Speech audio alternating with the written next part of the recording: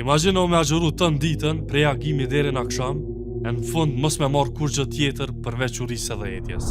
Për këtë sen, na ka paralajmëru pejgamberi sallallahu alaihi wasallam, i cili ka thonë: Allahu nuk ka nevojë që dikush me elon ushqimin edhe pijen, nëse paraprakisht nuk i lën fjalët e rrejshme të punuarit sipas tyre edhe ignorancën. Ky hadith e tregon realitetin e disa njerëzve.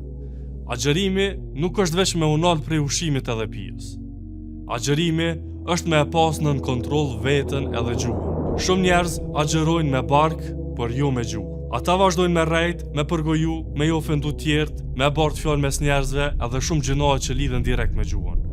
Dhe tu vepru kështu, e hupin qëllimin e agjërimit. Agjërimi është shkollë për karakterin, është mënyrë për me pastru zemrën edhe me disiplinu shpirtin. Agjërimi vërtet nuk është veç largim prej ushqimit e pijes, por është agjërimi gjuhës prej rrenës, agjërimi syve prej haramit, agjërimi veshve prej përgojimeve, edhe agjërimi zemrës prej urrejtjes edhe arrogancës.